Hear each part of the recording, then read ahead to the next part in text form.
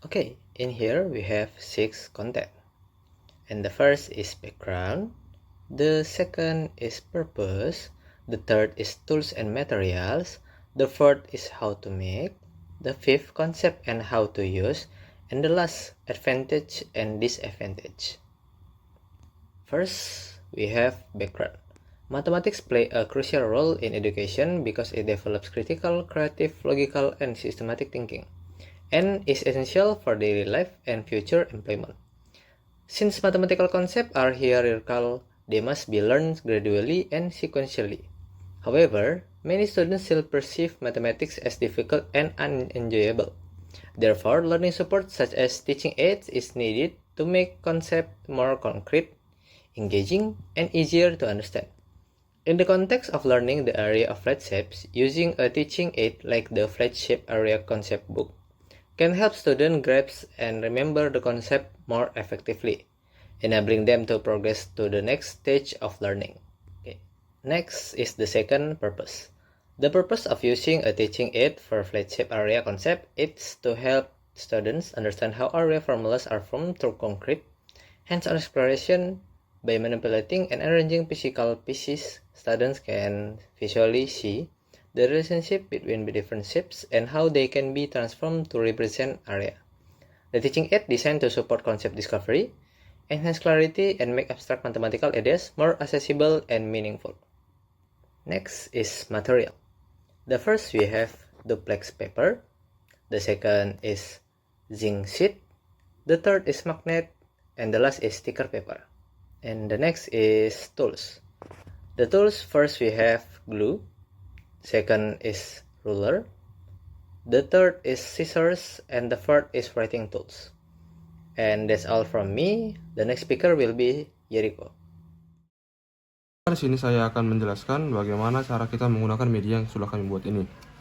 Media ini bernama Teaching Aid Flat Shape Area Concept yang akan membuat siswa lebih memahami bagaimana cara menemukan sebuah rumus pada bangun-bangun selain persegi panjang. Oke, di sini pertama kita punya segitiga. Di sini juga ada dijelaskan apa aja karakteristik yang ada di segitiga sama kaki.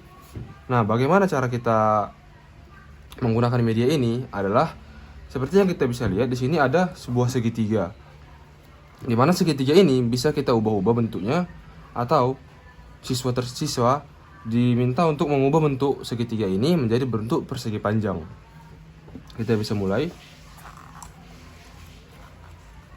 Nah, kita bisa lihat di sini bentuknya menjadi persegi panjang.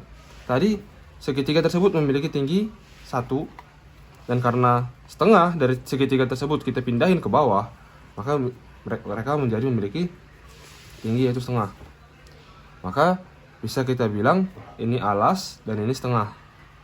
Makanya bisa kita bilang rumusnya menjadi setengah alas dikali tinggi. Nah, rumus tadi bisa kita buat ke sini. Itu nanti akan dikerjain oleh siswa ketika mereka menggunakan media tersebut. Selanjutnya kita punya jajar genjang. Bagaimana cara kita menggunakannya untuk jajar genjang ini? Kita bisa pindahkan salah satu sisinya ke sisi yang lain untuk membentuk persegi panjang. Seperti yang kita tahu bahwa persegi panjang memiliki luas panjang kali lebar. Nah, sama halnya dengan si jajar genjang ini. Karena tadi kita sudah memindahkan sisi yang sama ke kanan, maka alas dikali tinggi, panjang dikali lebar. Nah, alas dikali tinggi yang merupakan luas jajar genjang bisa dituliskan oleh murid di bawah lagi. Selanjutnya kita punya trapesium. Kita bisa pindahkan salah satu sisinya ke sisi yang lain. Yang ini boleh, yang ini juga boleh. Hanya saja di sini kami tidak punya salah satu sisinya, jadi murid bisa membuat seperti ini.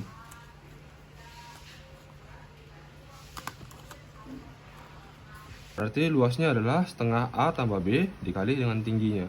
Selanjutnya adalah belah ketupat. Nah, belah ketupat ini mungkin sedikit beda dengan cara yang tadi. yaitu dengan cara seperti ini. Kita bisa mengubah bentuknya menjadi persegi panjang yang dibentuk oleh dua belah ketupat. Bisa kita lihat menjadi bentuk segi empat, yang mana ini adalah panjang dan ini adalah tinggi. Tadi kita bisa lihat bahwa di sini adalah diagonal 1, yang ini diagonal 2. Kita bisa ubah yang ini, kita tarik ke bawah jadi diagonal 1, diagonal 2. Kalau kita tahu bahwa rumus dari mencari luas persegi panjang adalah panjang dikali tinggi, yaitu panjang dikali tinggi, di sini berarti menjadi diagonal 1 dikali diagonal 2. Hanya saja karena di sini persegi panjangnya dibentuk oleh dua belah ketupat, maka rumus tersebut kita bagi 2. Jadi diagonal 1 dikali diagonal 2 per 2. Itulah yang akan nanti ditulis oleh murid di sini. Selanjutnya adalah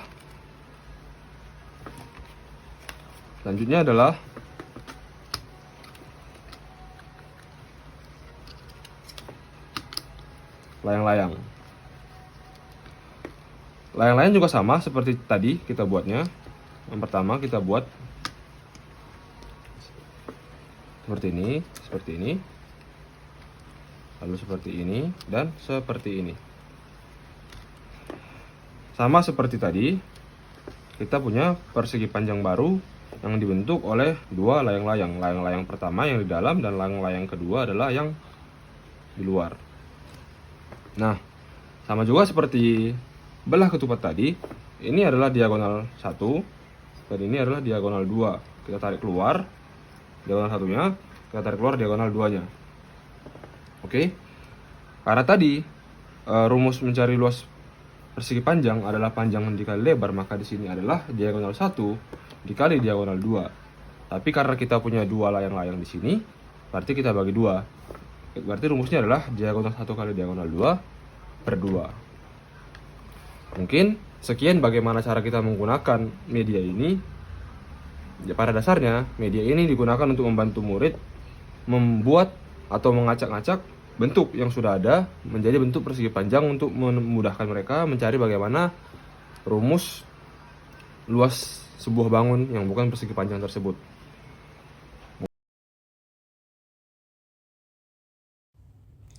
And now I will present the advantages and disadvantages of using the teaching aid for the concept of flat shapes area. The first, the advantages such as support the understanding of abstract concept. Mathematics can be very abstract, especially when learning about area. By using concrete teaching aids, students can visualize and construct their own understanding of different flat shapes. Second, it increases student activity and engagement. Students can manipulate the shape piece directly, allowing them to explore, try out ideas, and discover relationships on their own. The teacher becomes a facilitator while students become active learning. And the third, it enhances creativity and conceptual discovery.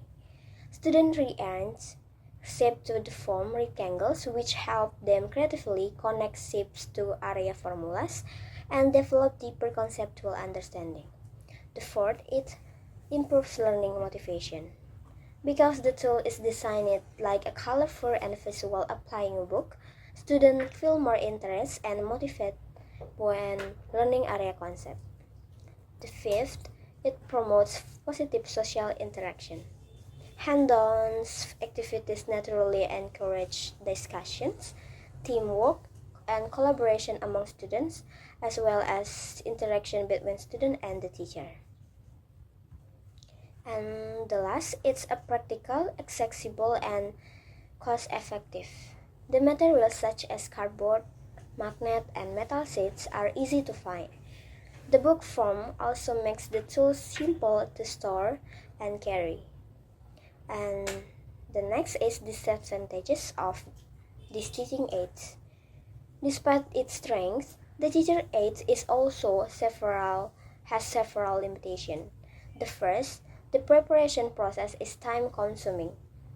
It involves cutting materials, preparing shapes, attaching magnet, and binding everything into book. This requires significant time and effort. Second, teachers must fully understanding how to use the media. If a teacher is not confident with the step, the tools may not be used effectively. The third, there is potential for physical damage. Since the tool is made of cardboard, magnet, and metal sheets, it can wear out over time, especially with frequent classroom use. And the last, it requires good classroom management. Manipulate activities can become noisy or disorganized, particularly in larger class, so teacher need strong management strategies.